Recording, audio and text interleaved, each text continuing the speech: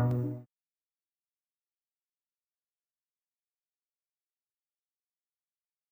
right. Good evening, everyone. Thanks for being here, those that are here, and those that are gonna watch this thing later on. Thank you for watching and joining me on this Bible study journey. I know this isn't a typical Bible study. I'm not trying to appeal to your feelings or your emotions about it. I'm just simply trying to show you what the book says. That's about all I can do with that. One thing I would like to say tonight is that I'm gonna kind of show you the world before the flood. I want you to see it. So in other words, before I totally destroy your current world, I want to show you the world that we're missing out on. What potentially could be of the new world, but made better. I'm not exactly sure how else to explain that, but I want you to see that tonight. So tonight we're going to go over the Millennial Kingdom, the timeline deception, and what exactly that is. Why are all these YouTubers and people suddenly talking about this thing? Why are there these videos to even begin with? Where they get these images from, or these ideas to even look into these things? The thing is, everything you were taught in school was basically a lie. Now, there could have been a thing or two that wasn't a lie. We all know 1 + 1 is 2, depending on whatever perspective you're looking at it from. But for the most part, we use it as 1 + 1 = 2. And mathematically, it just seems to work and make sense. But we do what makes sense when it comes to certain things that are the truth within our education. Just like we understand that we have to have air to breathe, and we learned that in biology, even though we knew that when we were kids. I mean, it's not hard to understand. You got to have air to breathe. But the point that I'm trying to make is that within our education,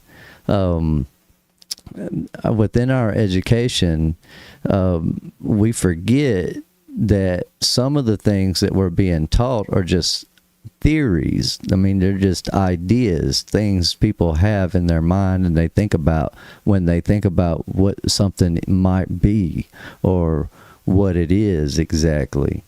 And so I think I might have been a little bit too close to my mic there. I hope that my audio does sound better. Thank you, Lacey Lavender, for pointing that out to me. I've worked pretty hard on trying to figure it out. Like I said, I'm not a sound engineer, but hopefully we'll get better as things progress, and hopefully my display of content will get a little bit better to understand as we proceed forward with this. It's interesting to me how all these things end up turning into lectures, and especially when it comes to whenever I talk about these things with people out here in the real world. I mean, it's almost kind of like you got to be careful with who you bring this stuff up to, because not all people are willing to sit down and have a discussion about these sort of things. I think I realized that when it comes to time management and whatnot. I drive a lot, so I get to listen to podcasts throughout the day, so I appreciate the information that I hear. And ultimately, that's what led me to the position that I'm in today and right now, and that's why I'm doing this. It's for the ones that I don't have the time to sit down and talk to and explain the things that I've learned over the last 42 years of my life. Without having walked through someone else's shoes, it's very difficult, apparently, for a lot of society and people to also walk in someone else's shoes. I didn't know this till recently, but apparently only a few people can do that. It's a similar thing to where people don't have inner monologue. Like, they just can't think about someone else thinking about them while also thinking about someone else thinking about them, and so on, and back and forth. It's a odd thing, because learning what that is through education, like in psychology and whatnot, it becomes very familiar to the way I was raised. A lot of people, especially those in my family, anyone that might be hearing this, they misunderstand the relationship I had with the man who raised me. Now, the man who raised me was a great father.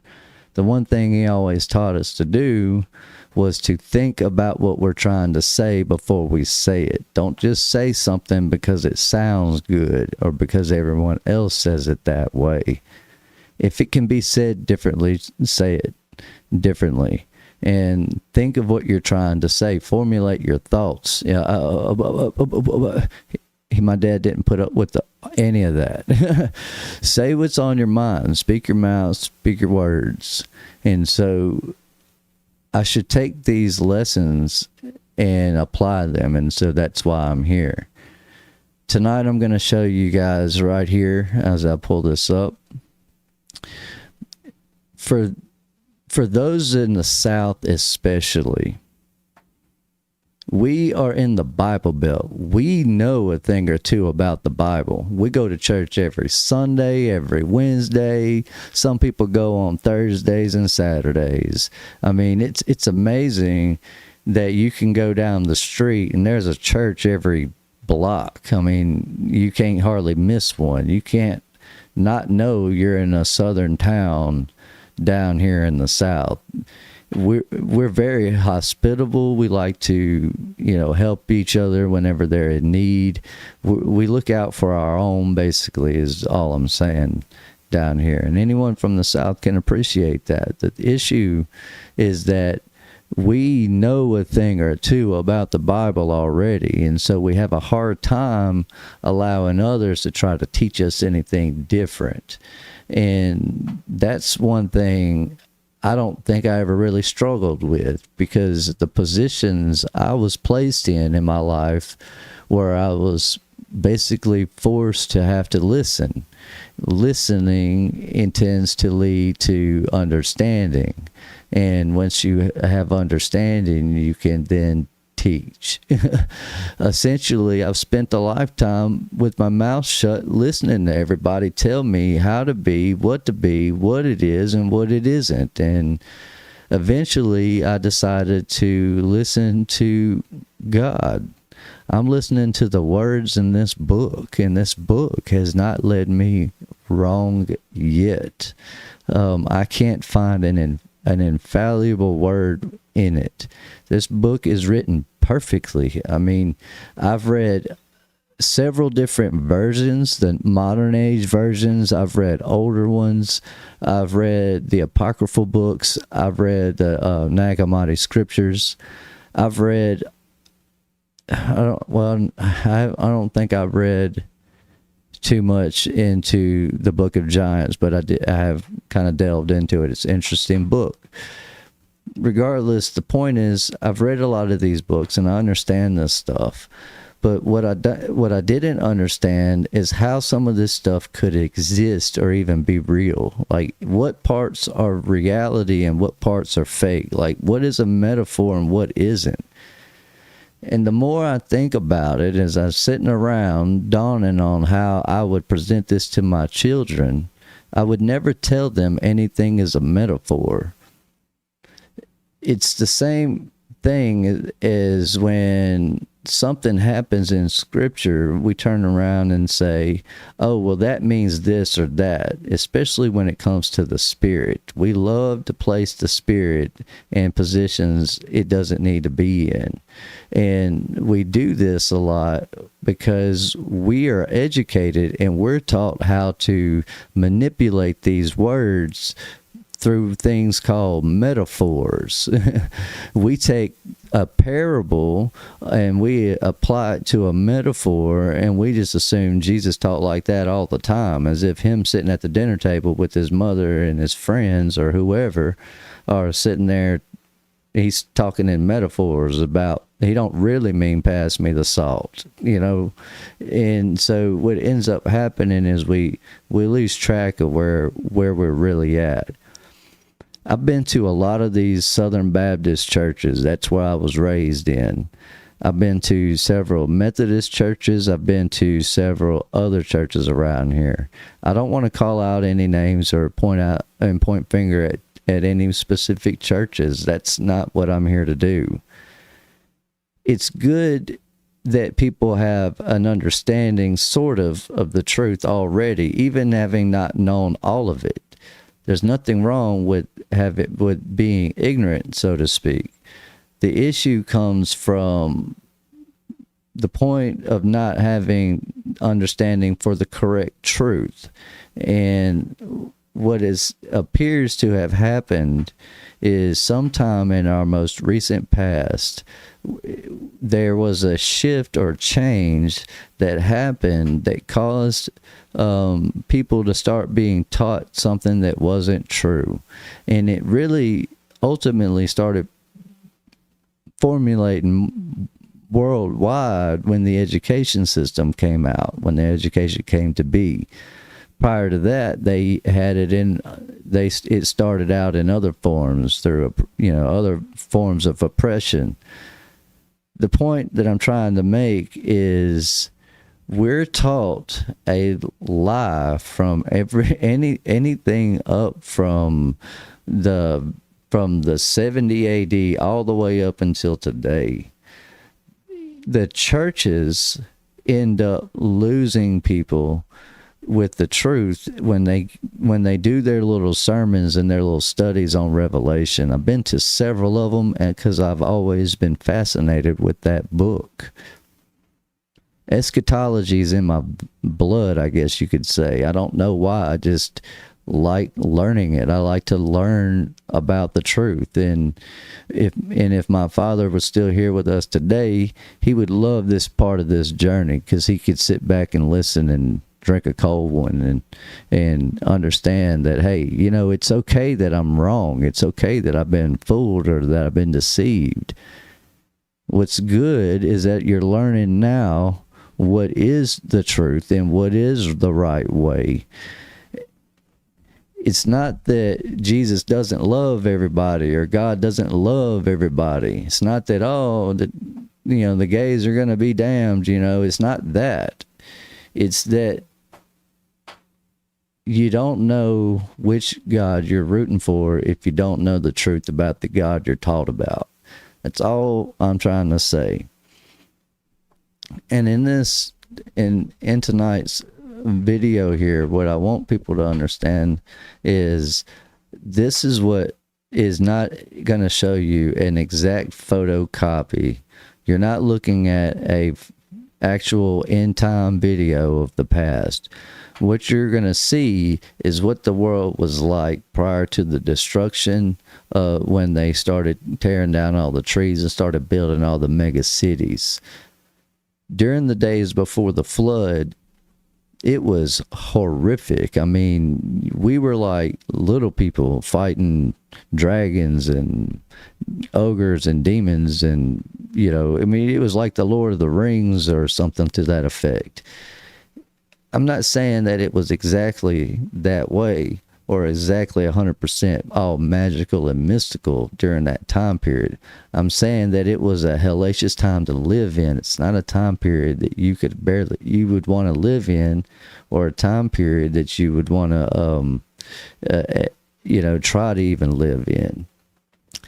And so this guy here, It's ODD. I came across his channel a while back, and I love the way he presents his content.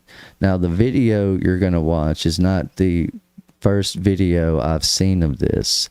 And so what I did is I decided between the first video I seen and then this video, and I thought to myself, this one will probably be the one everybody can appreciate the best.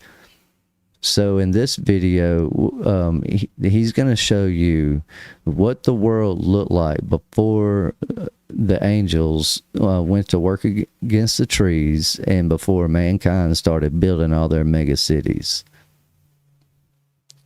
Good evening, John Fry. Welcome to the chat there.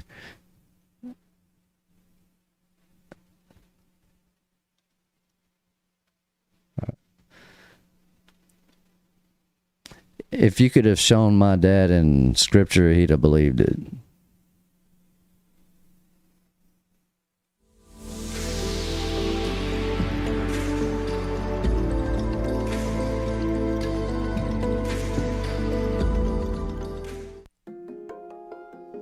The tallest trees in the world are redwoods, which tower above the ground in California.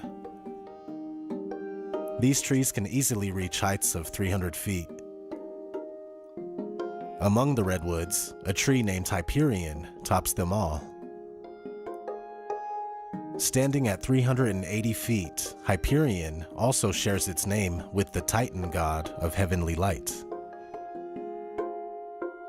Coming in second for the world's tallest trees is Helios, standing at 374 feet. And for the bronze medal, we have another redwood called Icarus at 371 feet high. Interesting names. Now, the widest tree that we know of is called El Árbol del Tule in Santa Maria del Tule, Mexico. This tree has a circumference of 164 feet, and it dwarfs the town church by a large amount. Most people have no clue that in 2024, the best way to make money with Amazon is not I'm gonna skip this right here.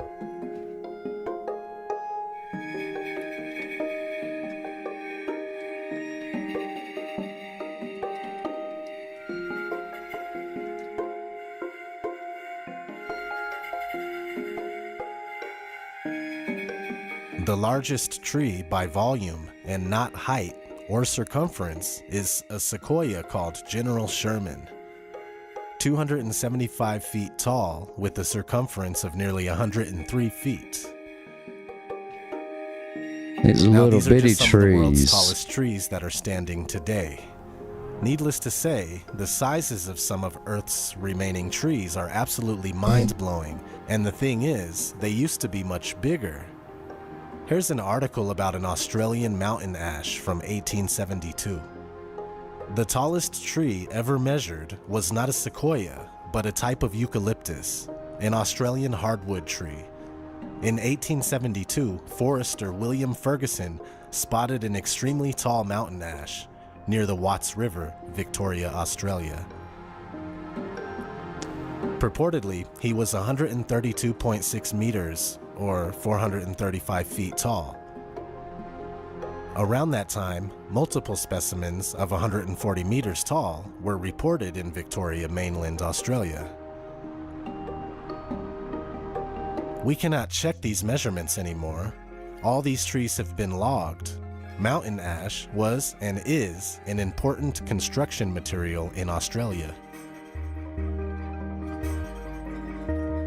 This brings me to my next point.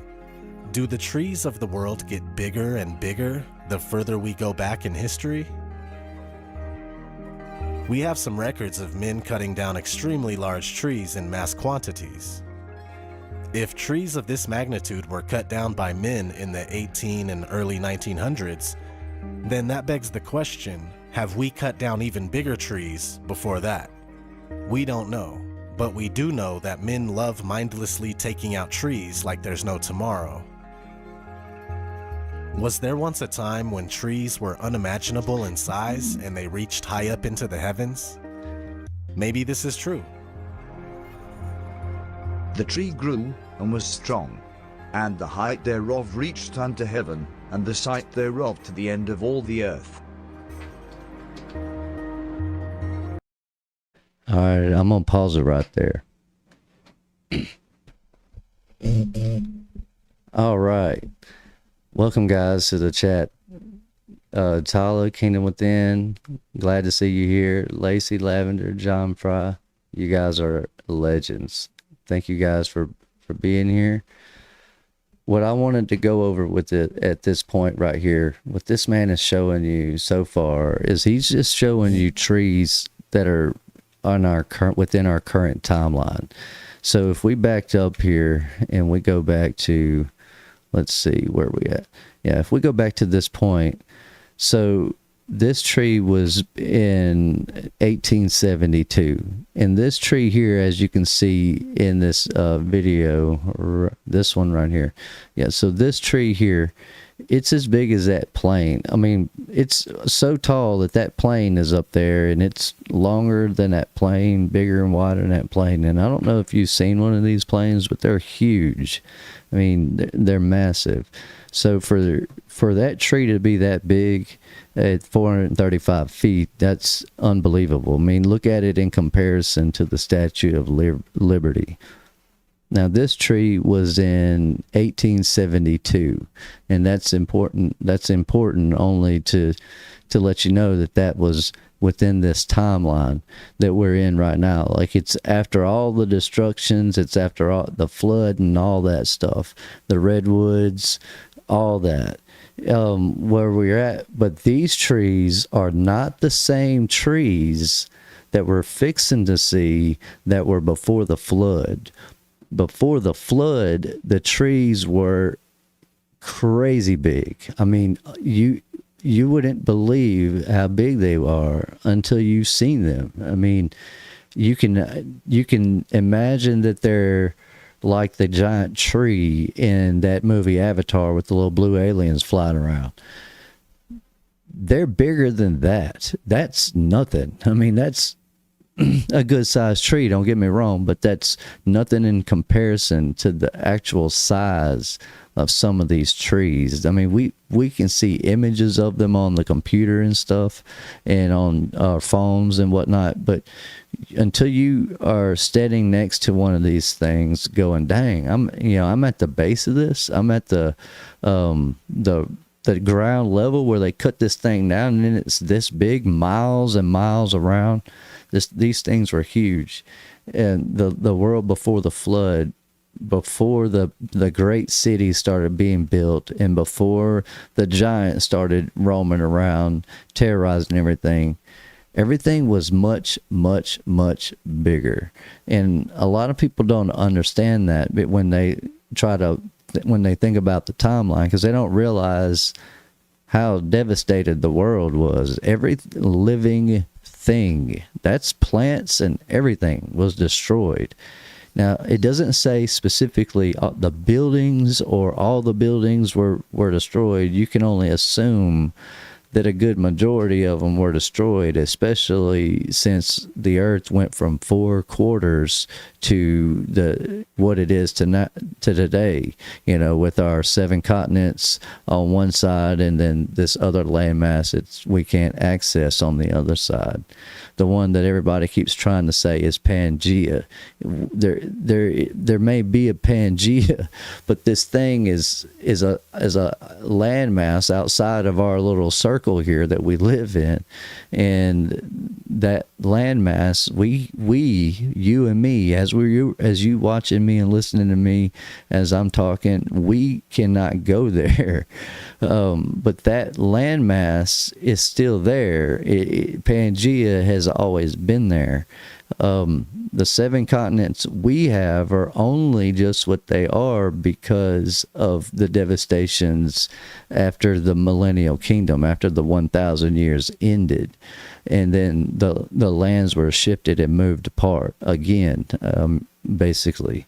And so we're about to see next, like I said, is what the world would have looked like before the flood. Now, I don't know what this new world we're going into is going to look like.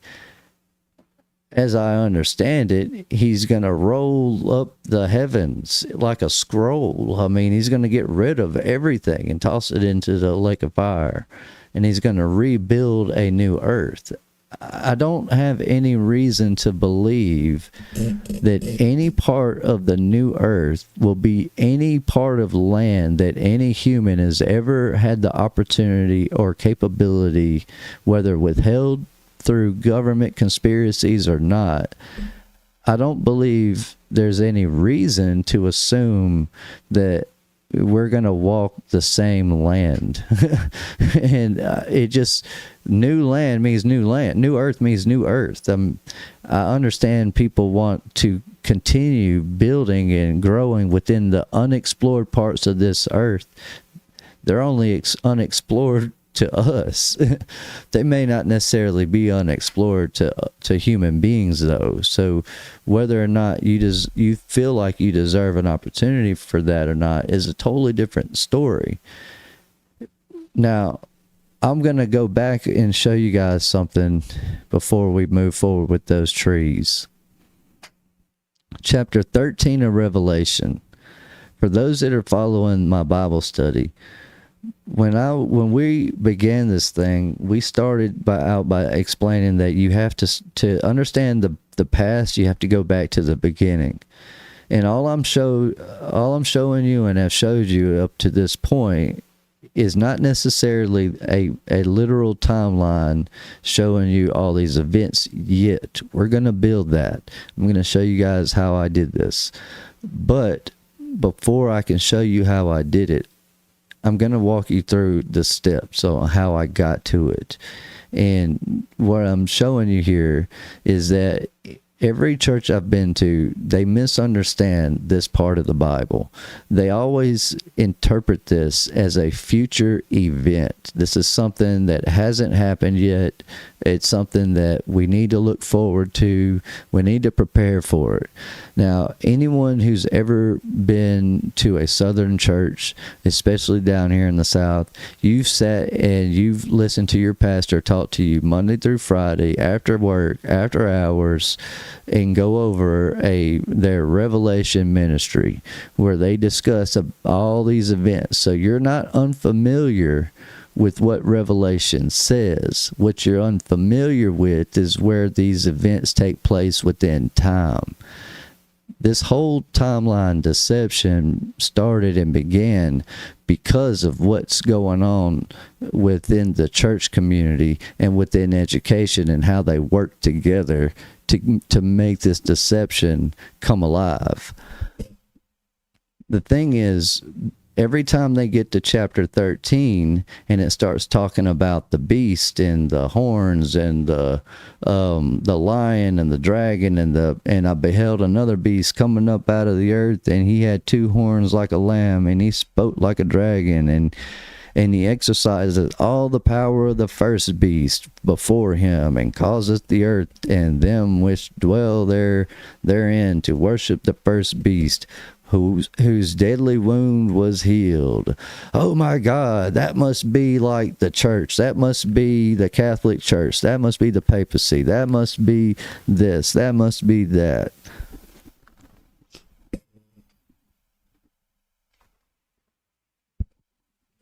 I kind of just want to drop the mic and walk away sometimes. Because the thing is, they stop at that point and they treat that like that hasn't happened yet.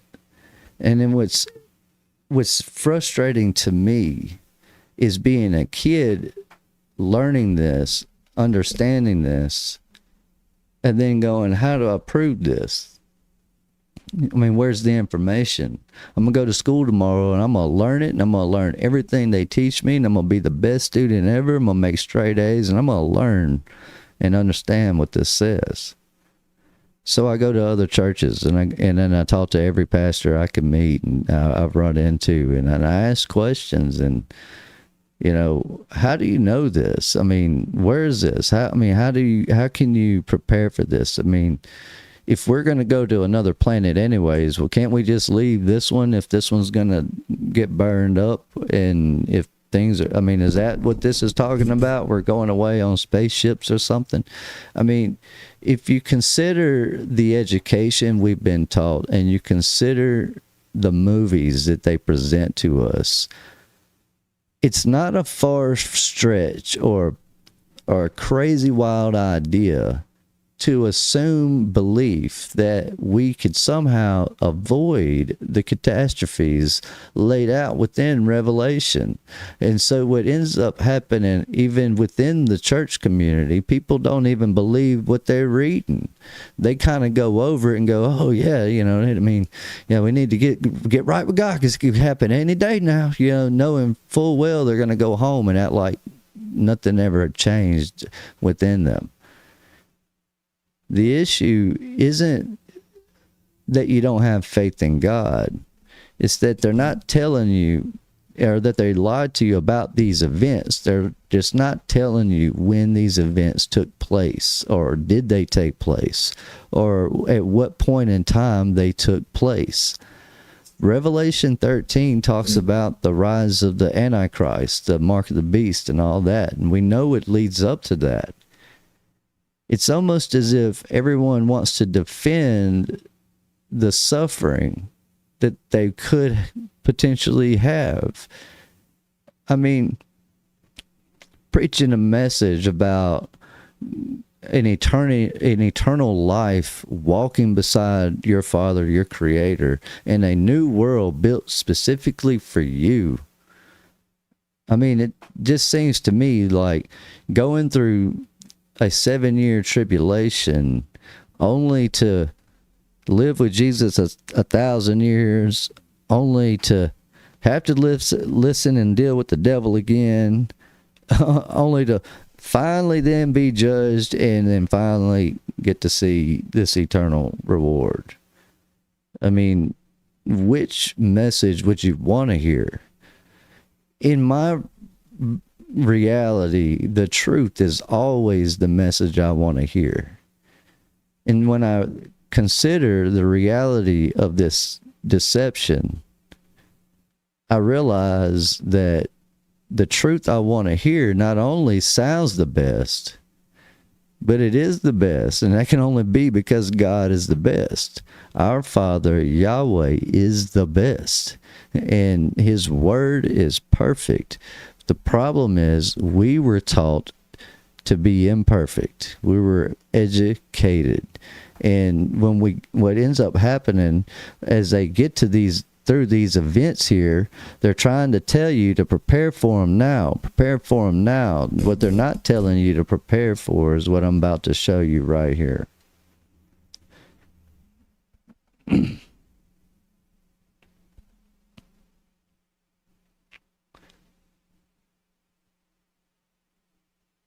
This is where they're not telling you to prepare for. This is what you really should be preparing for.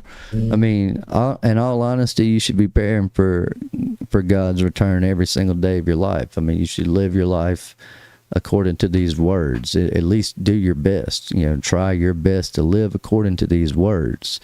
Now, if you can't do that, I mean, it's not that difficult to try sometimes, you know. I don't really know what else to tell you if you can't do that. But what I want to point out here is that when the 1,000 years expired, Satan shall be loosed out of his prison. Any reasonable, sound-minded person that reads this should be asking themselves, when is this 1,000-year period? When does it take place? Does it take place when in our time or someone else's time? And what you're hearing, for those that are new to this channel and new to this whole topic of the millennial kingdom and timeline deception, is that when the 1,000 years ended, that's when our time sort of started begin. At that moment, Satan was loosed out of his prison, and he shall go out to deceive the nations, that which are in the four quarters of the earth, Gog and Magog, to gather them together to battle, the number of whom is as the sand of the sea. And they went up on the breadth of the earth, compassed the camp of the saints about, and the beloved city. And fire came down from God out of heaven and devoured them. Now, they went up on the breadth of the earth and encompassed the saints. That's basically they surrounded the saints, the camp of the saints, and the beloved city. The camp of the saints and the beloved city. It's two places, I'm assuming here. And fire came down from God out of heaven and devoured them. Now, I don't know how this takes place yet. None of us really do. We just have speculation on what goes on at this point. But that's where we're at right now, is we're waiting for that moment, sort of. For some of us, we're just, come on, let's get it over with. But you have Gog and Magog. They are going to create this battle, and then that battle is going to involve them surrounding this camp, which is the camp of the saints and the beloved city. And these saints are the people you're going to learn about in this discussion. The saints were the people that had glorified bodies. They came back to life. What ended up happening just a few hundred years ago is everything before the highlighted right here. Everything from chapter 6 on up.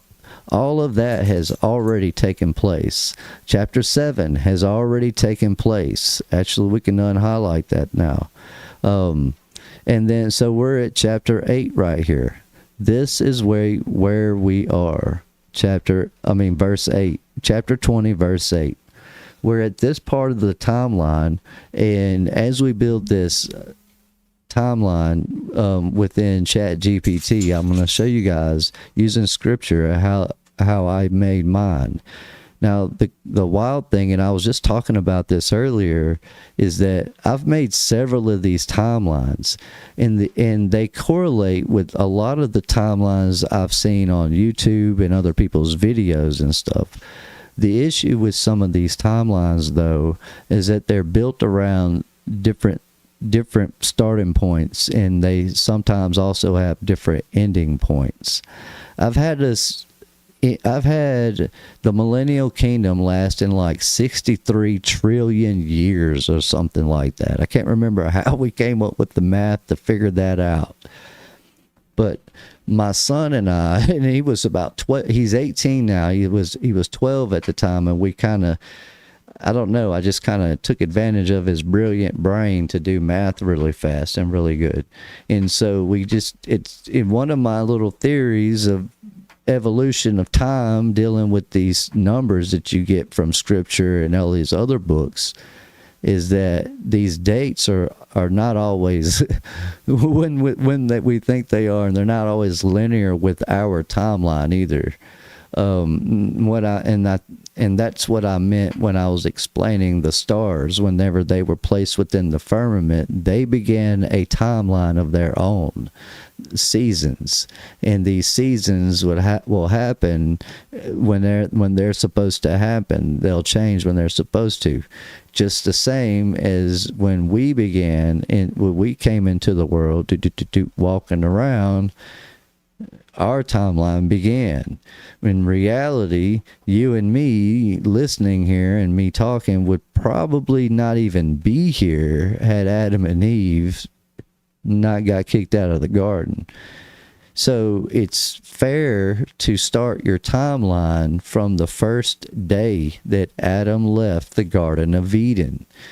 And from that point forward, working your way up through this timeline, you can place every single biblical event within a timeline from the day Adam left the Garden of Eden, and I've made it all the way to 2026. I don't know how to make it further than that, And that's the part where I'm hoping I'm wrong within my timeline, because 2026 is right around the corner, and I don't want to be one of those crazy prophet type fellas, false prophet people that tell you the world's going to end in 2026, and then in 2027 the world's still here, and now no one wants to hear or listen to anything I have to say. So I'm not saying that it ends in 2026. I'm saying the current model for the timeline from Adam to the final days of whenever this battle should begin or end is 2026.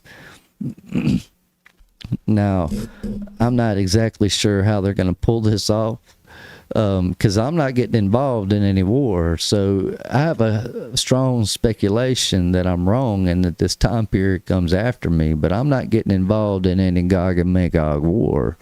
If an alien craft comes into our atmosphere, or if the saints show up, I'm not picking up my AK and going to town. I'm not, doing that. So whatever's going to go on, I'm not going to take part in it anyways. But some of us are not going to take part in it, and that's the beauty of all of this.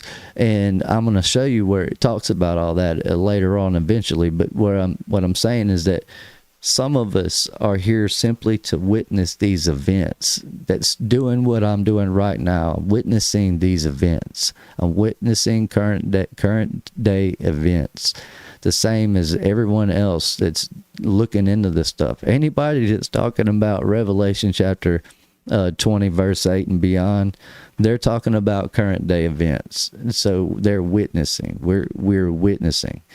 And so what we're doing here is we've learned through this scripture how to read this thing and understand it over the years of neglecting our education. And so some of us have learned about where we're at within this timeline. Now, it gets really amazing after this point. It doesn't just get bad. God promises that it'll never be as bad as it was during the tribulation. And that's the beauty of this thing. And that's where people lose sight of it and they get misled with it. Their heart starts to break at first because they actually miss the idea of having to miss out on the millennial kingdom, not being able to reign with Jesus for 1,000 years, as if that was the most important thing they should have been striving for all along. When in reality, we should have been doing what Jesus said in these other books that they took out of the Bible, such as in one, we're to be trying to think about what God would be thinking about. The issue is we can't stop putting ourselves in our own thoughts. We can't get ourselves out of our own mind. And a lot of times we replace ourselves with education.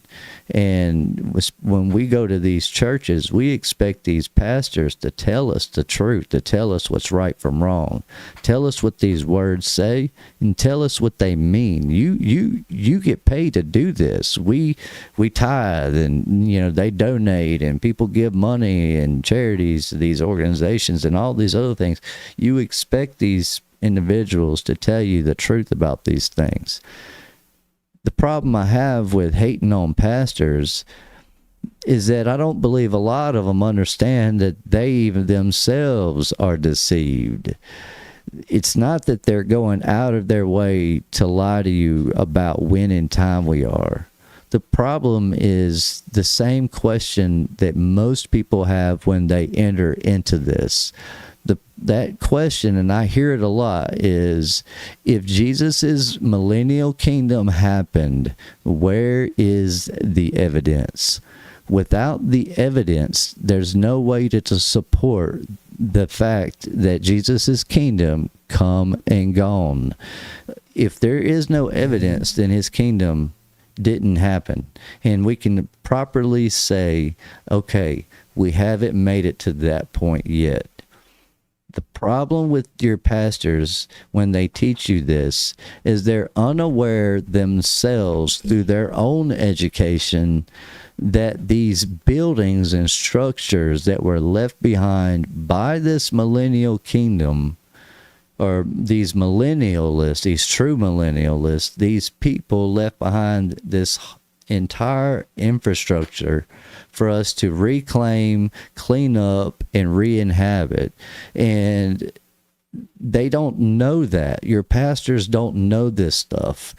If you're watching this channel or watching this video, you didn't know this until this video, perhaps, or one that you ran across to here recently. The issue is not that this information has never existed. The issue is that it's kind of like broken up and spread out everywhere. I consider how I learned information to begin with. When I was younger, my father liked to take us to the library. And we didn't get to go all the time, but we did get to go. And I used to love the fact that we could go and check out these books. Well, what ends up happening is later on in life, you get a thing called cable, in which we had satellite at the time. And we would watch that, and eventually we lost interest in going to the library. Eventually you get a computer and then internet, and then you get Wikipedia and everything else and access to the internet. And then we achieved the glorious smartphone, and we are now smartest people on earth.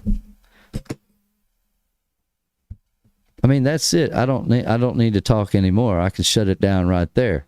We are complete. We have the smartphone. We have everything we need to know right here. Wait a minute. I keep saying it's right here. I should be saying it's right here, but it's not right here, because most things people aren't even going to look into until they even have an idea to look into it. No one's going to wake up tomorrow without having already thought about it and say, you know, I wonder if we're in the wrong timeline. You know, it's just not is the earth really flat? I mean, did they lie to us about that? I mean, it's not a thought you would normally have. It's not a regular thought, you know, so it's not reasonable to assume that any one of us could have understood any of this without looking into it for ourselves. A lot of the evidence that you're going to see throughout this series comes through by way of content creators that I followed along this whole journey of mine. When we look into these things, we have to not just keep an open mind, but understand that our God is perfect. We are not. These words are written perfectly. There's no reason to add to them or to change them or to take away from them. It's just not necessary. Comparing it to other books and saying they contradicted this and that and whatnot, I mean, that's all a ridiculous argument, because they're all talking about the same thing. It's just a different context, a different perspective from a different writer. That's all that is. It's the same as my good people, my good friends over at Kingdom Within. Whenever they have their videos, they're going to display them and talk in the way that they do and whatnot. It's the same message. That's all that is. But this message was delivered beautifully and perfectly, so we don't need to take away from it. Your church didn't mean to lie to you, some of them. Now, I can't speak on behalf of the elders, the ones that have been here a while. Now, that's a whole different story, but that's a whole different part of this journey as well. Now, I know I just went on a little spiel there. I want to get back to this so that you guys can see exactly what I'm talking about in these, with these trees and the way the world used to be. To the east of it, there was water, and it flowed towards the south. And in the midst of the trees, that of life, in that place whereon the Lord rests, when he goes up into paradise, And this tree is of ineffable goodness and fragrance, and adorned more than every existing thing. And on all sides, it is, in form gold-looking, and vermilion and fire lichen covers all, and it has produced from all fruits. Its root is in the garden at the earth's end. Parents, are you doing enough to get your All child right, we into gotta a skip top past university? this, of Do course. you worry whether or not I'm too cheap to pay for the premium. Mythologies from all over the Earth plane reference a tree or sometimes a mountain there instead. I'm gonna wait till they offer it to Sometimes me both at once, for free. as we have just seen with the depiction of Yggdrasil. Maybe humongous trees used to be the norm. We are told that natural landmarks like the Devil's Tower are made by... Okay. So what we have here is a failure to communicate. You know, you 80s babies, you'll appreciate that. Now, what's going on here is he's showing you the Devil's Tower. Now, most people who grew up in the 80s, you grew up or in the 70s or even later, you grew up going on family road trips and vacations and whatnot. I know my family, we certainly did. And one thing my dad liked to do was show us the historic areas in places that we would visit and explore. Now, I don't recall going to this mountain as a kid, but I can tell you I've been there as an adult. And from the ground, this thing is unbelievable. You're just seeing a small little image if you're on your phone. Even me explaining this makes it hard to imagine really how big this thing is. When you're next to it, it is unreal how big this thing is. Now, it's my opinion this thing here is small. It's a little bitty tree stump. A little teeny tiny tree stump, just like my good friend John Fry just said. It is a tree stump. However, there were trees of this magnitude and size all over the world. They were all over the place. These trees were huge. Now, I want to say it was Jay Dreamers. He does a really good video called, I think it's something about We're the Smurfs.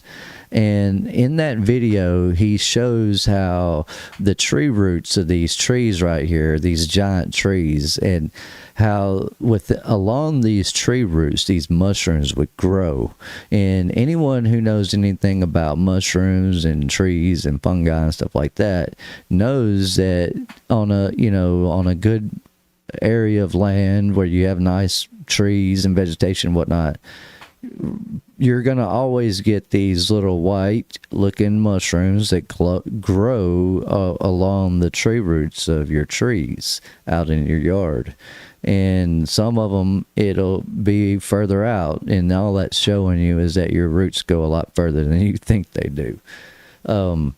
But the point of that video is to show you how big these mushrooms got. And these mushrooms got so big and so large that it's not unreasonable to think that someone could carve one out and frame it up inside and live in that thing. I'm not saying that that's what they did necessarily, but it is odd to see calcified remains of old mushrooms with doors and windows. I mean, it's kind of weird. It's kind of odd to see that. And so seeing that how big these trees used to be, it's not a far stretch to assume now in my new mind's eye that these mushrooms would have been a lot bigger to live in. I mean, I personally would probably want to live in a mushroom if I had a opportunity to. I think that would be really neat. But the point of this video here is to show you how magnificent and amazing the earth was before man corrupted it. Before it got destroyed and started getting ran through, it was perfect, but we destroyed it. So if God is going to build us a new world for us to all live in, I can only assume and hope it and pray maybe that there are trees like this in this new world. I think it would be amazing to have that, you know, to be able to live in the world that he designed originally, or something like that. I mean, maybe there will be buildings and stuff, that a city that we live in and whatnot, but at least maybe there will be these giant trees. I think that would be so amazing, and to know that we're that close to this time period, to figuring out for sure if that's the way it's going to be, makes it even more amazing. You know, I mean, we don't have to deal with, I don't have to work every time I see one of these Mark of the Beast anonymous videos, I just laugh now. I'm just like, ha ha, boo, ooh, who you scaring? Oh, that's scary. You know, who are you scaring? I mean, who are you scaring with that? I mean, I'm not worried about a Mark of the Beast. I'm just not a cashless. I don't care. I don't care. None of that bothers me. I'm not worried about none of that. If I had to worry about a Mark of the Beast or be damned, then I would be worried. You see what I'm saying? There's no reason to be worried about it, because it's not happening. And that's all I'm trying to say with all this. That's why this is so amazing, and people forget how beautiful God's word is. He wrote it perfectly, and everything was delivered to us at the right time. If we were before Revelation, it would still be the right time, because we have it to prepare for Revelation and tribulation. You know, if we're living in the times before the Mark of the Beast, we're still prepared. That's what's wonderful about it. So it's not taken away from one or the other necessarily. It's just saying simply, hey, this one is better. You know, I mean, yeah, it would have been cool to chill with Jesus for 1,000 years. I'm not going to deny that. I don't think any of us have or will. It's that we get to chill with God, our maker, our creator, and his son. We get to explore a new earth. It's going to be amazing. And that's the part that I want everybody to understand within all of this discussion, as they research and read and listen and watch these videos and understand what this stuff is trying to tell you. Lava cooling in that shape, and that the lava dries up into neat little hexagonal columns. But when you look into how basalt columns are formed, you will not be able to watch how they are formed. Instead, we are told to just believe that basalt columns are the result of lava cooling down and cracking into hexagonal columns on its own. Yes, it would. But when we look at how lava actually works, it never dries like that. It oozes chaotically before cooling down and drying in a random manner. It's merely circumstantial. No one has ever witnessed basalt columns form, therefore the official explanation is very much up for debate. So is the Devil's Tower an ancient tree stump? Are there more of these kind of structures? I mean, look at the layout right there. I mean, it's hard to imagine how big this thing is, really. But if someone were standing on top of this thing, let's see if it can show my mouse. You would be smaller than this mouse arrow. That's how big this thing is. You are smaller than this mouse arrow in this image. But standing on top of this thing, looking down at all this view around you, I mean, that's a marvelous sight in and of itself. But it's nothing compared to the sight it would have been had this tree still been with us. The answer is yes. Everything that we have ever been taught is up for debate, being that we've been taught mostly lies when it comes to where we come from, who we are, what our purpose is, and where we live. See these people? Our true history has been changed, rearranged, rewritten, and hidden from us. This video is a joint effort between myself, ODD, Rosette, and two awesome gentlemen named Shaddy and Cracker. We hope to bring forth food for thought, intriguing ideas, and even new information for those that have already been researching this topic, including recently uncovered Freemasonic books from Lebanon that seem to support all this. So with all that said, I'll pass it off to Rosette. Be sure to subscribe to her channel as well. Thanks, ODD. Also called Hey, sorry for Okay, I want to show you guys annoying? something What if I else. told you there was a way to get rid of ads like this? The Lost Book of King Og of Bashan. Tall men among the Dead Sea and 8 feet. Okay, so when this ends tonight, I will post a link to these videos in the description. I'm sorry I didn't do that in the beginning. I wasn't sure if I was going to show them or not, but just because I wasn't sure if I was going to be able to get my mic sounding correctly or not. I lost a lot of sleep over that. But so hopefully we're on the right track again with that. What I wanted to show here are these skeleton sizes and different sizes of different people. Down here on the left side, you have 6 foot tall. That's present day man. Over here on the far right side, you had 36 feet tall. Now, this image and the words written down here are not necessarily true. What is true is that before the flood, it would have been more common for everyone to be on average the height of the guy to the far right. If you lived after the flood, like us today, it was more common for you to be the far guy on the left. And the reason, and the sole reason for that, is because God's Spirit doesn't rest with us but 120 years. We don't have time to get this big. He allows us to live a full life within that 120 year period. Now, we learned that we give us 120 years from Genesis, when he told Noah that his spirit wouldn't rest with men but 120 years. We know that that's not the same 100 years between that time and the flood that took place, nor is it the 100 years right after the flood. But regardless of that, we know what we know is that his spirit doesn't rest with men, but for 120 years at most. And some people probably have exceeded that a time or two.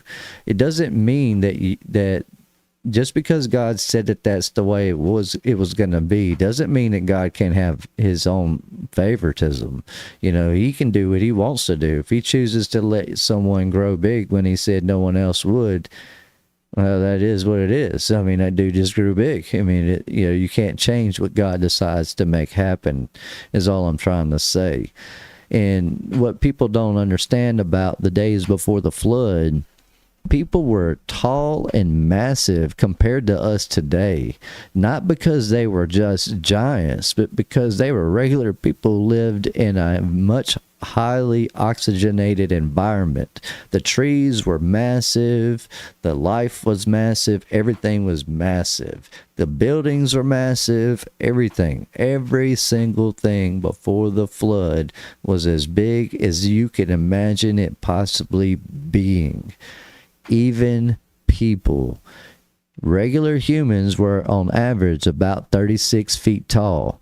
Now, the only reason I am showing this image here is because I have found it in these various books that I've discussed and we've went over, where it describes Adam being so many cubits tall, equaling out to be roughly 36 feet tall. And so what I'm saying is that I don't know if there was anyone ever taller than this within the human bloodline or not. But they found these bones, and it's unlikely that they found Adam's bones, even though these could even be Adam's bones. We don't know. I don't know. No, whoever found them's not going to tell us. So regardless, we know that there has been bones found at these different heights. The issue is that they tell us when these bones existed. They being your educators, your archaeologists, your museum people, and your governments. And these bones have caused wars. These proxy wars, so-called proxy wars, Well, they may be proxy wars in that respect, but the reality is a lot of these events and wars that are taking place are because of stuff like this. Information like this gets found in the real world, such as a giant box with somebody's body in it that's 30 feet long. Naturally, they got to hide that from the public, you know. So what I'm saying is that prior to the flood, it would have been normal for people to be big and tall like my man here on the right. As after the flood, as time progressed, there was no life on earth. There was no trees. There were no giant sequoias. There were no redwoods. There was no life on earth.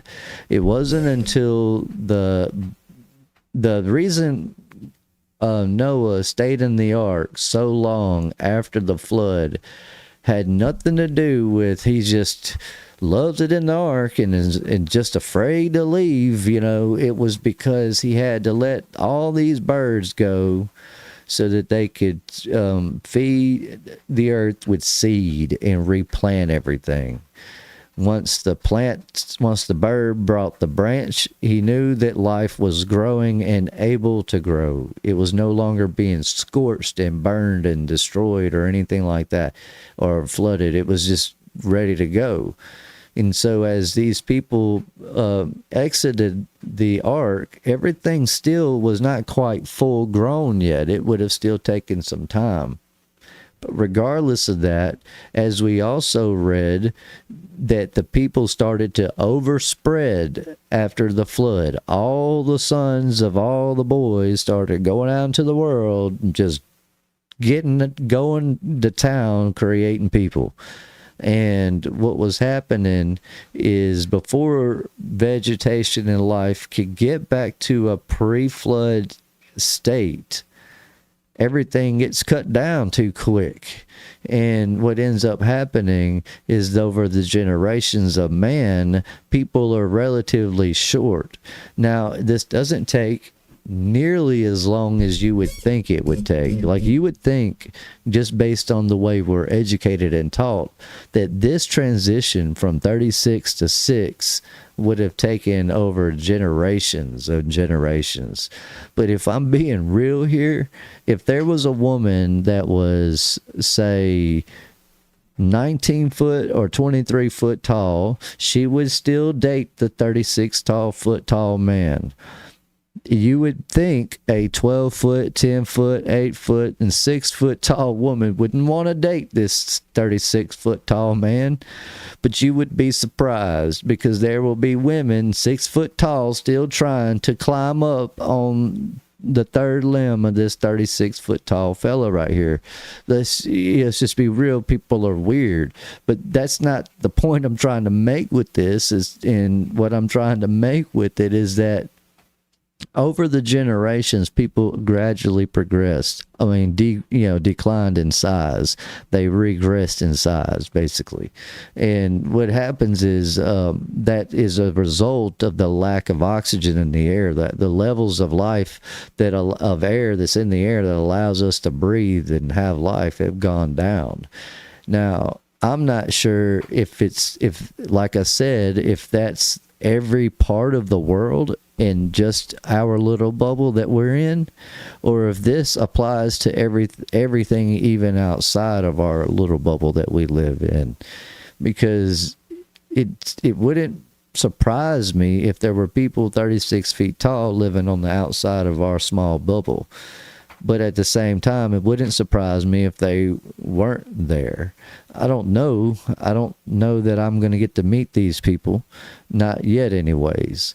But what's interesting about it is that the world before the flood had regular people at 36 feet tall. So by the time we get a few generations in, when these people are talking about giants, how big do you think they're talking about? And that's the thing that people don't see when they go to church. They don't understand that a lot of these mountains are someone way bigger than 36 feet tall. Some of these mountains are human beings crawled up on top of each other, climbing up big buildings. I mean, not buildings, big giant people. That's what's crazy about all this. And that was a time period that you probably don't want to re-experience. Now, I think it would be neat to be able to see it if I could not have to interact with it, just observe it. That might be neat to observe all of that. I don't know that I would want to live through it. Now, I wanted to show you something else here in his video.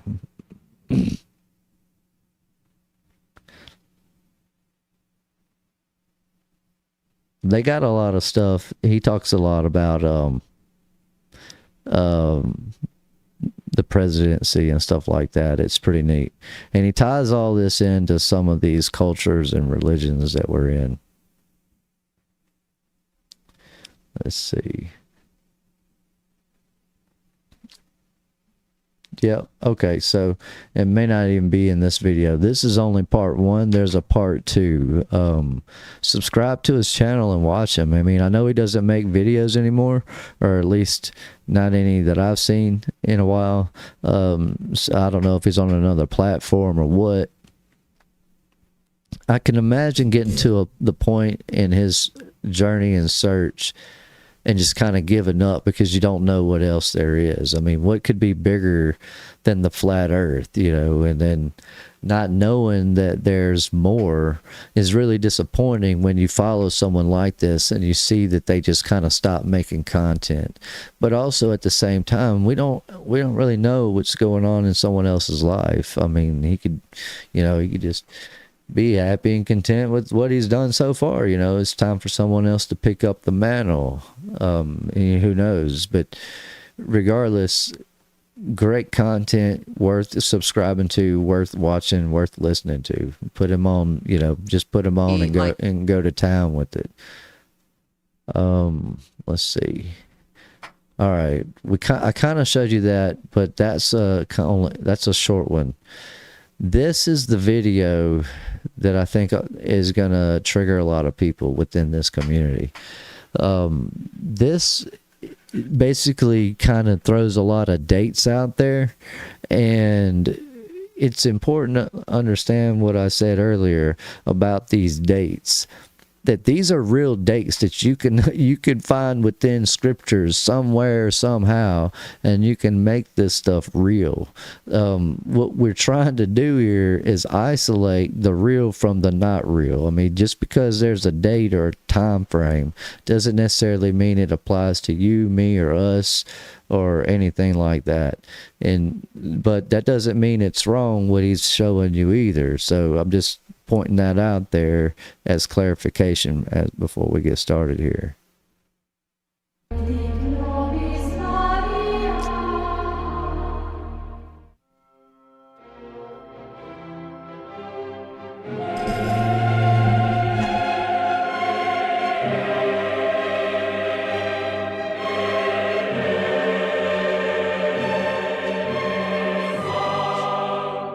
How did Satan's little time unfold, and above all, when did it begin? How long is it?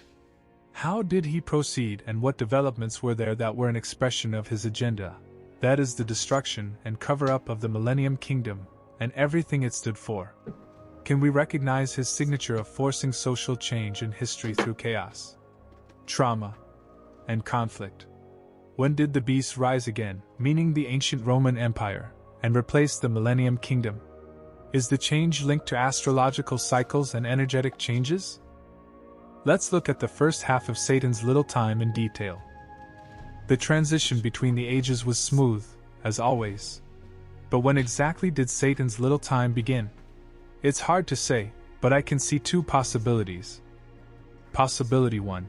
At the height of the Renaissance in the first third of the 16th century.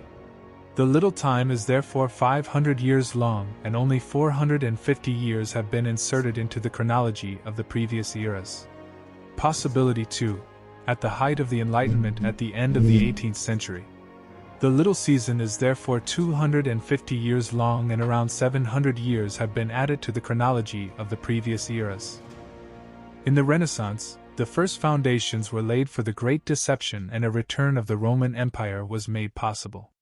The beast of the first century, the Roman Empire, was able to rise again, after it was completely destroyed by a cataclysm around 65 to 76 AD and by the return of Jesus Christ around 76 AD. Okay.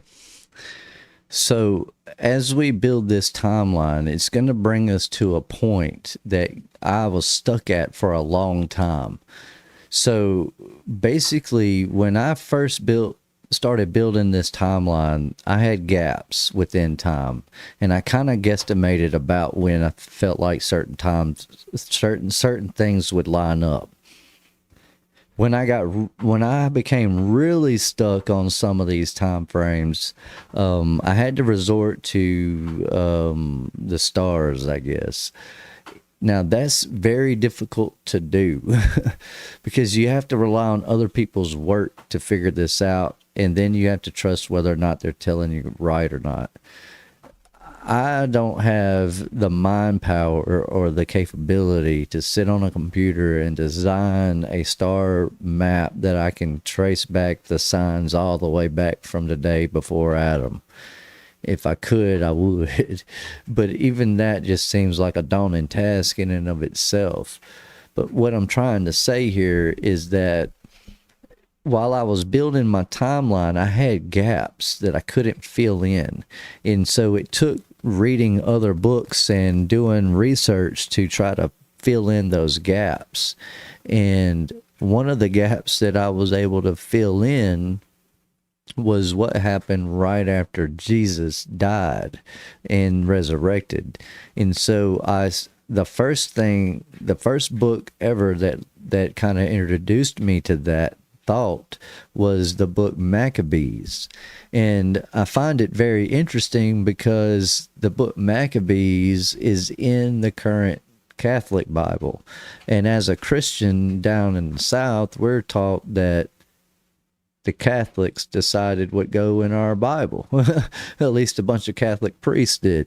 And so it's really an odd thing that any church anywhere would not subscribe to that book. In other words, all I'm saying is that there's no reason to discredit it. And when I was reading it, it talks about this event. It talks about all the events that were leading up to this event. And it allowed me to fill in this a little bit of this gap. The problem is that allowed me to then take the timeline and move it forward until I got to chapter 19 and 20, and for some reason it paused again. and it ended up picking up between 15 and 17, the 15 and 1700s, and so I had a large gap there. Well, eventually I got to looking into some stuff, and I ended up finding these I don't know, I don't want to say like mud videos or whatever, but John Levi and the My Lunch Break type of videos. I mean, Lunch Break, he's relatively new to it, but he makes awesome content. The point is, those buildings allowed me to were the last piece of the puzzle. I have seen maps, I have seen the coins, I've seen the artwork, the architecture, not the architecture, but the like desk and just regular household things and things that people would use in a regular basis in a regular world or society, I assume. And the point is, I'd seen a lot of evidence, but I didn't know when to place this evidence.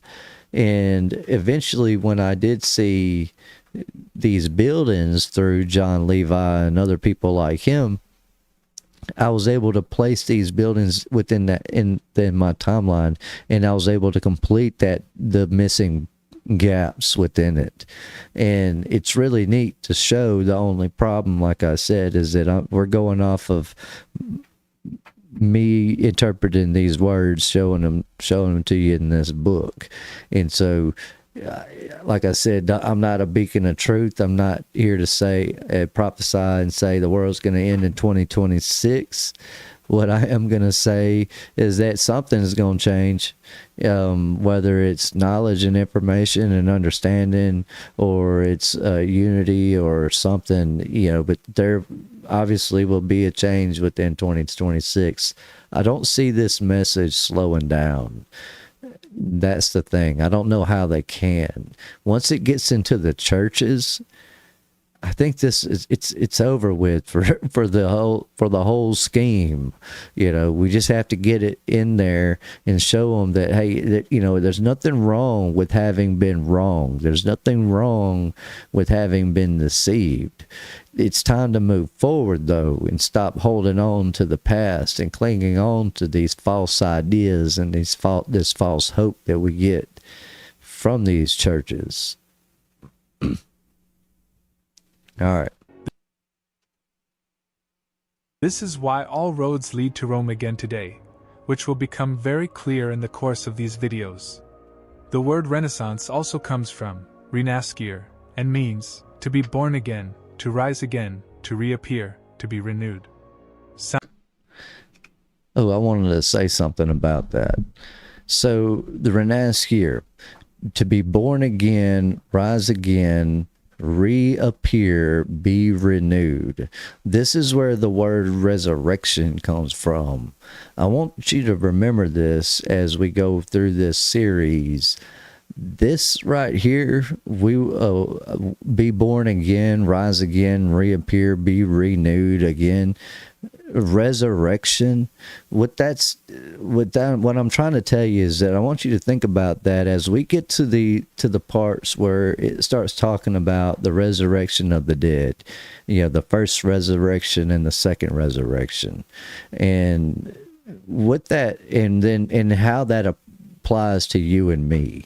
Because if we're all being honest with ourselves, everybody watching this video, listening to this podcast, and watching me and entertaining the thoughts that we're entertaining, we were all born.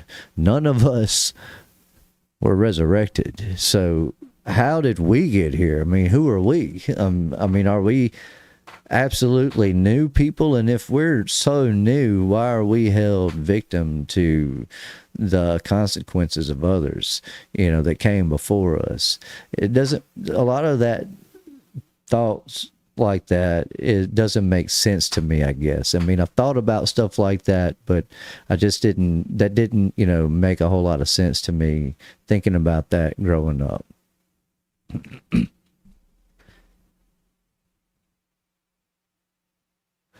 Yes, sir. Thanks for being here, D. Russ. So all I'm saying to this is that some of the words that we read in Scripture do mean exactly what they say, but how it plays out in reality may not always be exactly what we imagine it to be. That's all I'm trying to say about that. All right, let's sit this. To be born again, to rise again, to reappear, to be renewed. Sounds a lot like the return of Lucifer's ideology and the return of the beast, the Imperial Rome. This Renaissance painting by Michelangelo is an example of the return of atheistic philosophies from ancient Rome and Greece. Oh, wait, I want to show you that since we're on this kick about time. It says Michelangelo 1511. All that's telling you is that this painting was dated 1511. Now, I can't see it in this image. You can't either. But if there were a date signature on this, I can almost guarantee you that one in front of that 5 is an I or a J. Michelangelo is an example of the return of atheists. All I'm saying is that nobody in the 1500s was painting stuff like this. We were barely hopping around, getting to town, for crying out loud. We were riding around on horses and buggies. We're just struggling to survive. Who has time to paint something like this? Philosophies from ancient Rome and Greece. Historians roughly divide the course of our history into 3 major eras: Antiquity, 800 BC to 500 AD, the Middle Ages, from 500 to 1500, and the Modern Era, from 1500 to today. The core of this revision of history presented here is that past chronologists have added several never-existing phantom centuries to the area of antiquity, and in addition, the epoch referred to as the Middle Ages was in reality the 1,000-year kingdom prophesied in the Bible under the royal rule of Jesus Christ. All right. So this can be misleading sometimes. A lot of people will look into this millennial kingdom and maybe they're following We Woke Now, or maybe they're following that first Messiah guy fella, whoever he is. And they've clinged to this idea that they are this race or that race. Well, when we come across images like this, Jesus is clearly a white man right here with two white people standing right beside him. Or either maybe that's Jesus. Yeah, I doubt it. You would assume that's Jesus in the middle. The point I'm trying to make is that the date on this thing should tell you when this was painted or drawn, I guess. And if we could find that date, it may not even be an I before the 5. Instead, it may be a 1 before the 5. And this could be painted in the little season right after Satan was loosed. So all I'm trying to say is that just because I'm showing you this image right here doesn't mean that we need to cling to this image. This is just here to give you an idea. So as we talk about the millennial kingdom and this timeline deception, you can kind of visualize it in your head. For me, I'm a visual learner. I like to see what someone else is doing, and then I like to do it and then try to do it better, if that's possible to do. But I do like to learn by watching others. It just seems easier to me.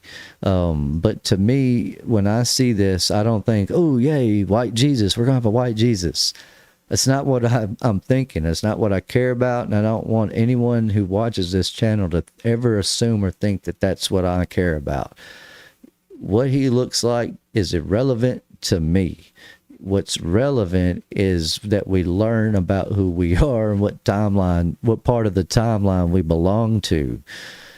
So that's all I wanted to say about this. Now, I know he's not saying all of that, but that's what I wanted to say about this. According to this, the modern era is the prophesied little time of Satan that follows the millennium kingdom.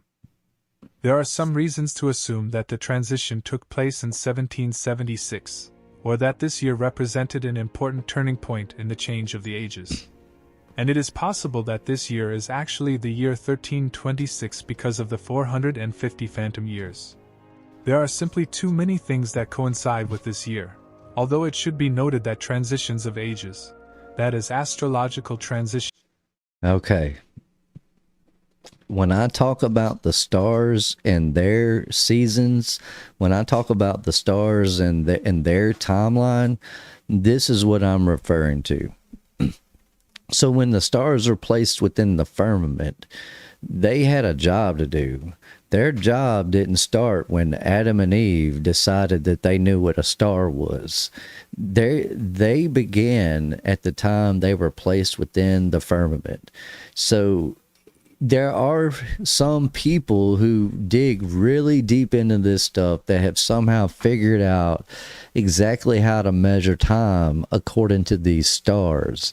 And they will take their timelines and they will rewind them all the way back before Adam, all the way to when these stars were created, or sometime within that era of time.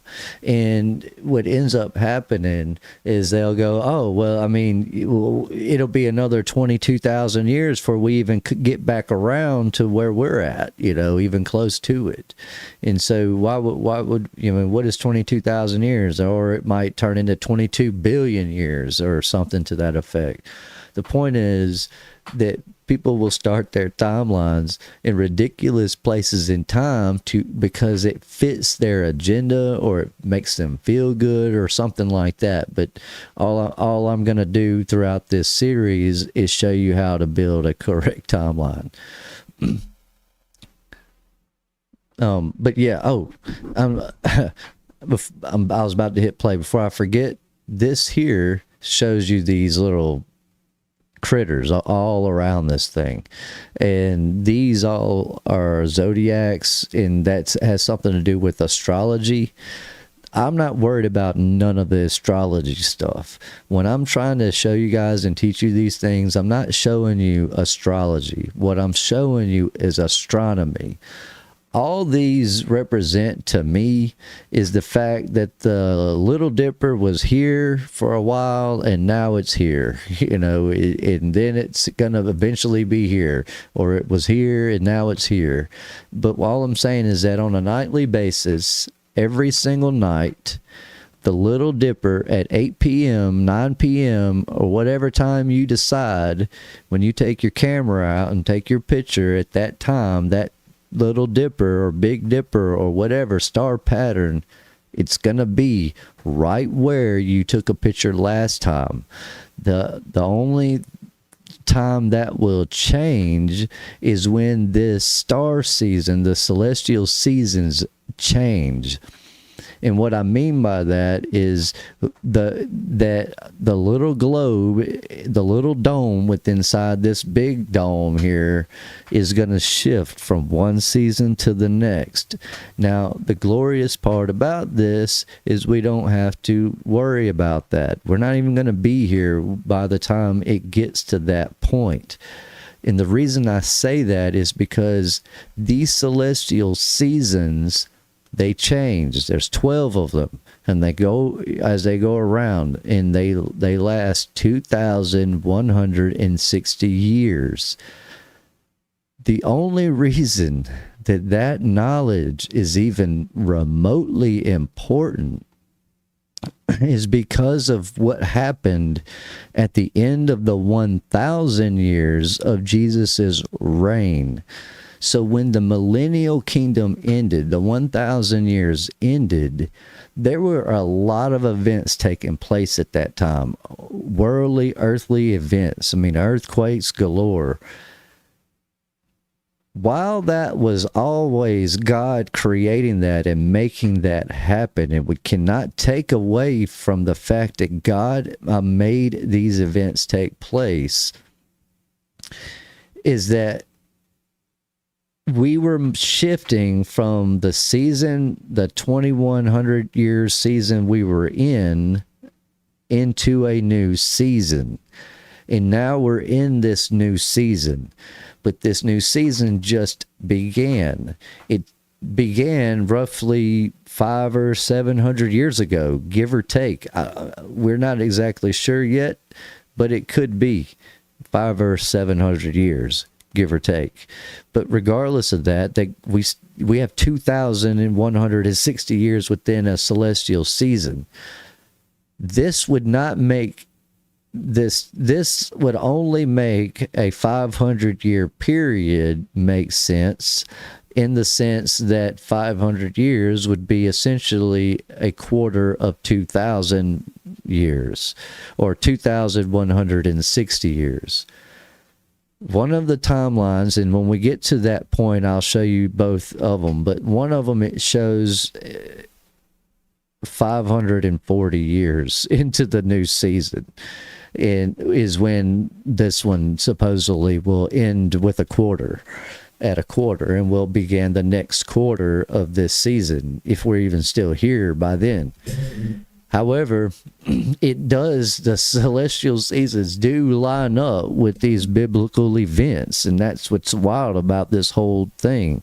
While it's not important to know about all these stars and their seasons and what their names are and whatnot, and what season we're in, it's still neat and interesting to know that even that timeline still aligns with the timeline of Scripture, because these stars and their patterns throughout a nightly routine could not and would not be where they were supposed to be when these people in the past who knew how to read these stars were reading them. Because if they were not doing what they were told, they would be reading it wrong, obviously.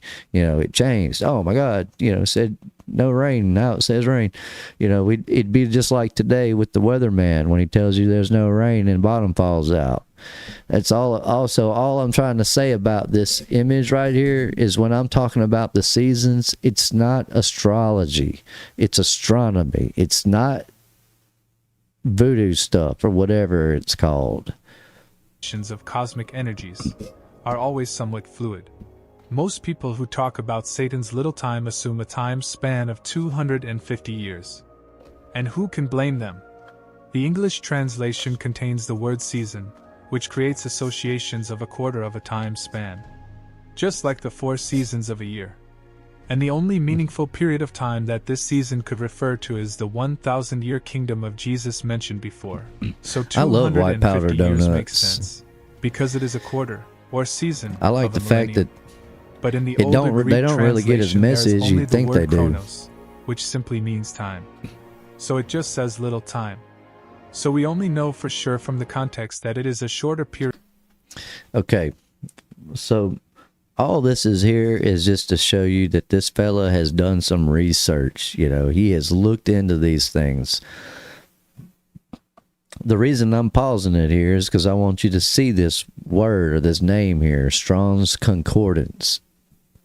Now, it took me a long time to do this, but I've read every word in English through the Strong's, every word or every phrase and, gathering or grouping of words through the Strong's Concordance. And it takes a long time to do that.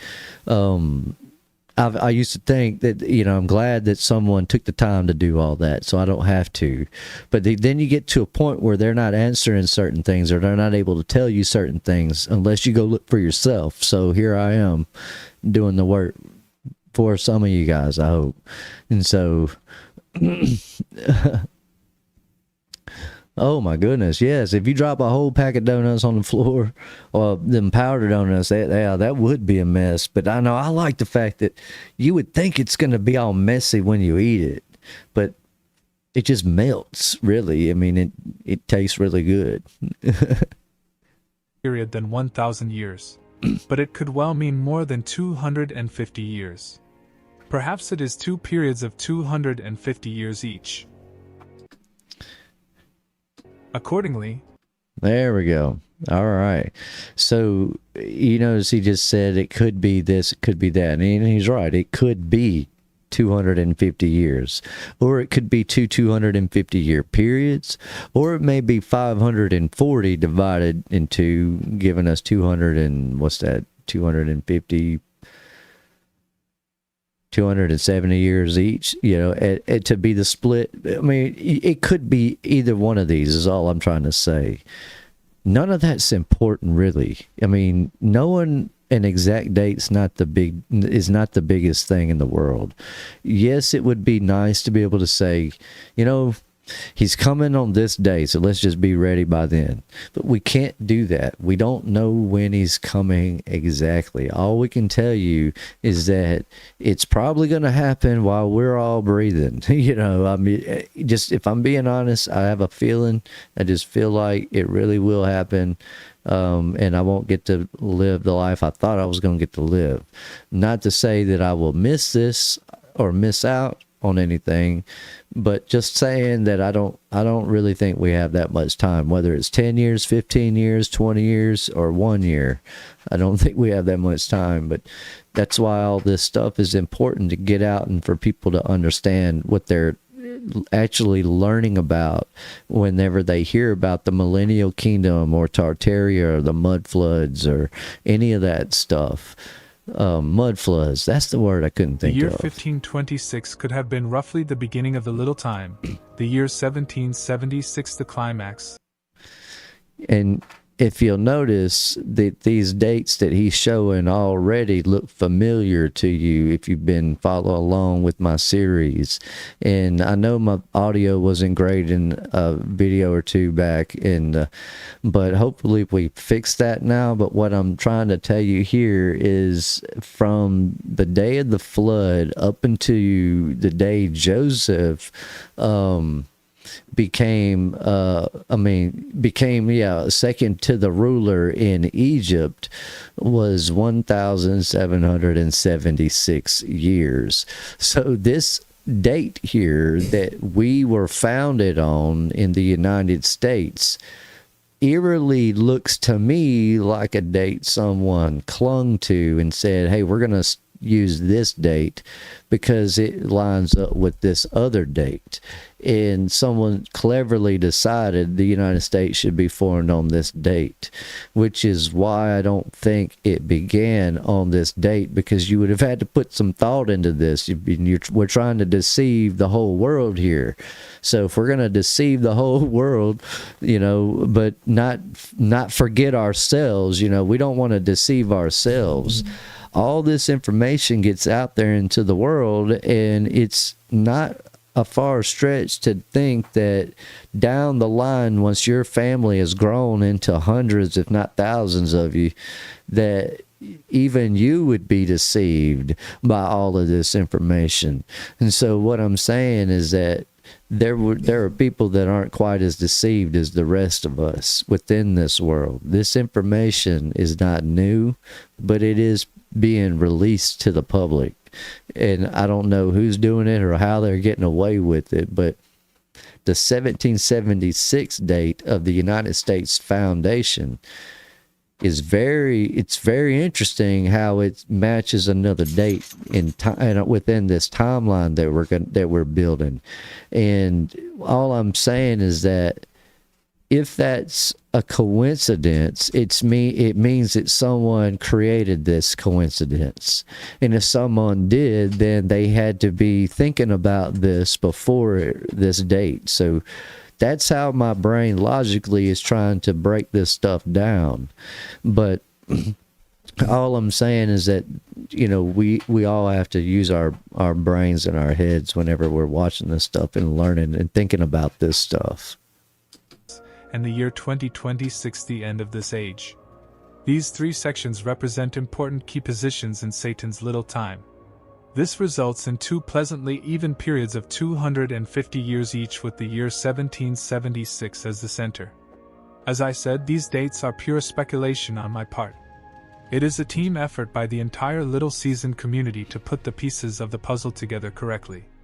There you go. At the beginning, when the Millennium Kingdom under Jesus was still fresh, and at the end, with the beginning of the Great Awakening in 2001 and accelerating in 2012, Lucifer's minions probably had and have a more difficult time. Astrological processes must be taken into account here, and I have noticed a clear connection. When wandering stars on the firmament. Now, if you're watching this, not just listening to it, then you can see how this thing is spinning around. The stars above us in the giant firmament that's above us, even beyond our small dome, the stars in the heaven are revolving around us every night, just like this thing is telling you. The reason we can see them is because our little dome reflects this stuff down onto it, and that's the only reason why we can see it.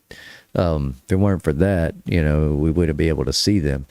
But that's just one of the things that God did for us. Even though we're being punished, so to speak, he's kind of looking out for you at the same time. You can still kind of keep track of time and kind of keep track of your seasons and your grow harvest and all that stuff. And you can kind of keep up with all that. And he did all this specifically for you. Even though you're being punished right now and we're all in this little bitty dome, stuck with all this other land out there that we could get away from these crazy lunatics over here from, but yet we're stuck over here. He still gave us the stars, so that's all I'm pointing out is that's the glory of God, and how much he cares about you and loves you. Or planets of the solar system come into an astrological house of the Earth's zodiac, The effects are always transpersonal and generational, meaning they're long-lasting and felt by everyone at the same time. The astrological effects are repeated with each cycle, which is why our history rhymes so often. The longest cycle and the one with the strongest effect is that of Pluto. It takes a whopping 248 years to pass through all 12 zodiacs once, so its effect in a particular zodiac can only be experienced once in a lifetime. Some houses will never be experienced. On January 20th, 2024, Pluto entered Aquarius, remains there until September 1st, then briefly moves back into Capricorn, only to return to Aquarius on November 19th. Now I want to clarify something. What he's talking about, Pluto moving from this point to that point, he's only talking about the locations within their current pattern of I guess a pattern of time. And I guess what I'm trying to say is that all he's talking about happening is the moon moving around. Whatever pattern these stars are in right now, they are set and designated to be within the pattern they're in at the positions they're in at all times until they change seasons. When the seasons change, they could change. I don't know. I mean, we may have a totally different set of constellations up there. We don't know what it's going to be, but regardless of that, we weren't here. We're not going to be here anyways by the time that time comes, whether we're 500 years into it or 250 years into it. We're right around the corner, and we're not going to be here 2,160 years from now is all I'm trying to say to that. Pluto entered Aquarius, remains there until September 1st, then briefly moves back into Capricorn, only to return to Aquarius on November 19th. It will then remain there for the next 19 years until March 8th, 2043. If you look at the history of the last Pluto cycles, we can expect absolutely historic and profound changes in the next few years. April 2024 in particular, with a total solar eclipse and the Devil's Comet returning after 72 years, had two rare celestial events at the same time.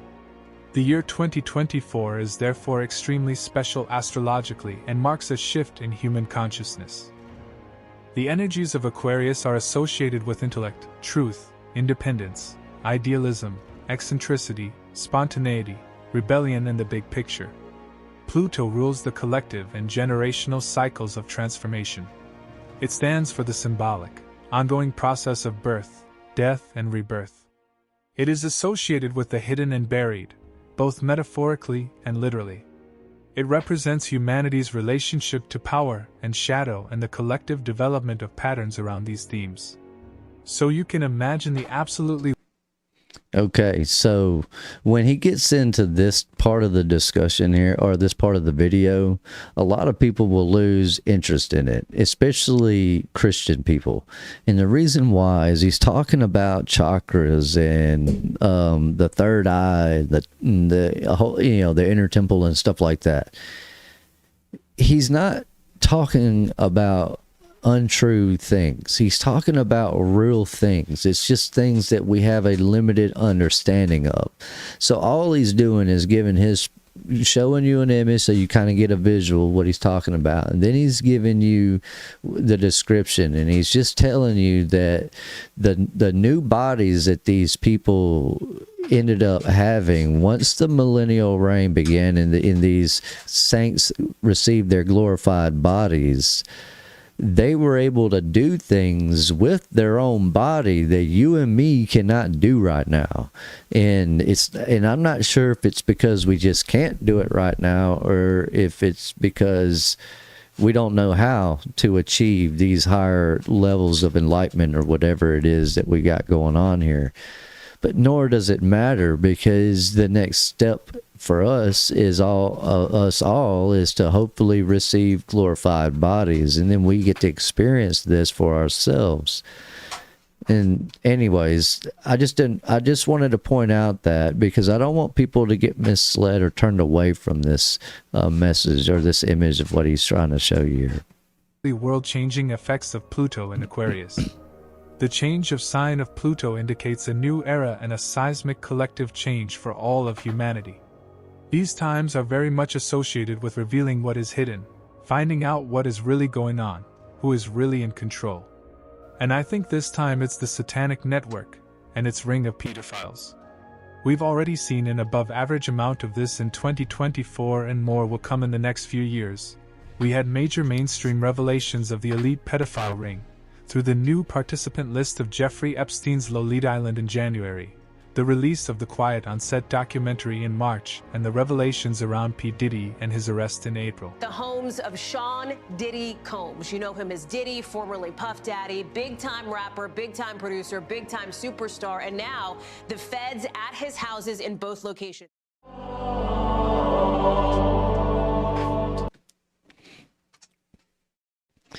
All right, so I'll pause it right there. Look, I think it's a good thing to say that everyone should, watch this guy's video. I mean, watch all of them. Any one of them related to this topic, watch it.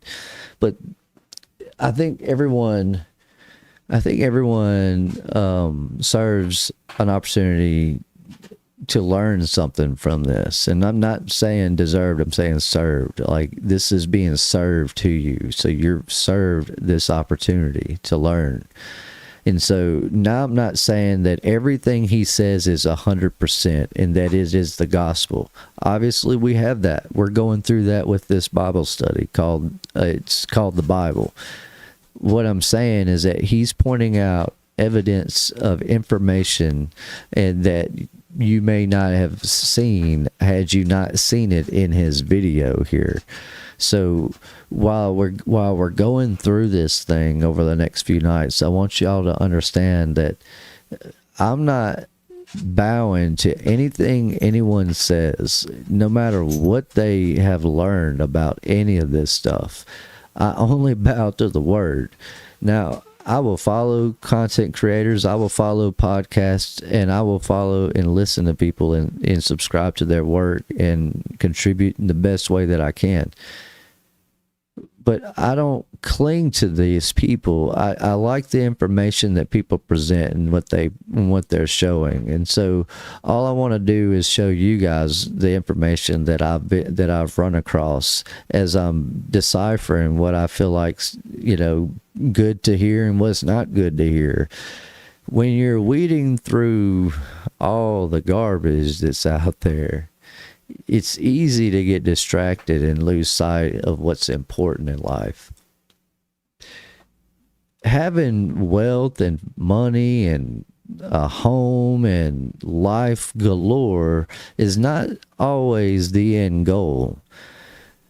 No homeless person is going to tell you that they wouldn't take a house if you offered it to them. It's just that is not the end goal. What the end goal is supposed to be is witnessing the last part of that book. And until we can get to that point where we're witnessing that last part of that book, we haven't completed what we're supposed to do here. And what I mean by that is people live their lives based around this whole existence of humanity. They wake up every day and they go to work, they do their job, they go to church, they go to school, they do what they're told to do, they do what they're supposed to do, they follow the rules, and they're not trying to be wicked and evil. That is the message a lot of people tend to get from this, I think. It's not that you are evil, and it's not that you have to be evil.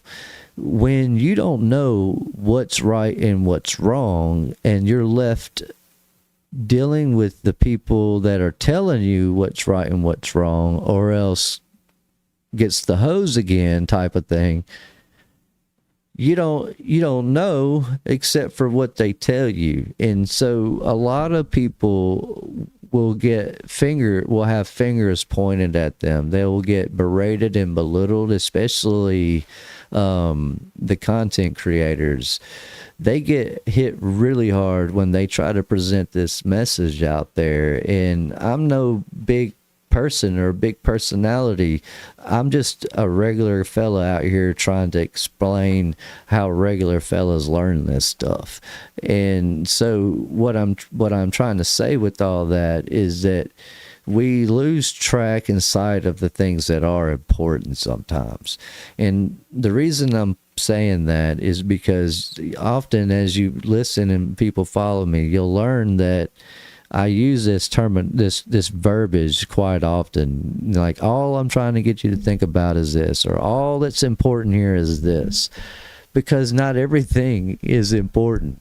Only certain things are, you know. I mean, and that's and all that does is it helps weed out all the bull and all the garbage. You know, it helps get you on track with where your mind is supposed to be.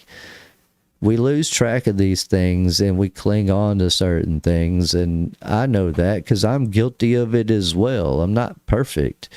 And that's why I can attest to these things and tell you that I've done there. I've done that. I've been there, you know. And so that's all I'm trying to tell you with that. Guys, it's been a lovely evening. I want to pick this back up right where we started, where we left off tomorrow, if you guys are wanting to follow this and go through it with me.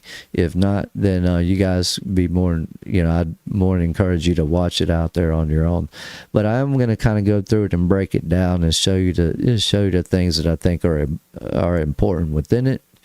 But for those that have been here, that came here and stuck it out and were able to manage to make it through this entire podcast without falling asleep, I appreciate your time and your service and your dedication to the Lord. Obviously, you wouldn't be here if you weren't searching for the truth and you weren't searching for God. And that's what I love about this audience, whether they agree or disagree.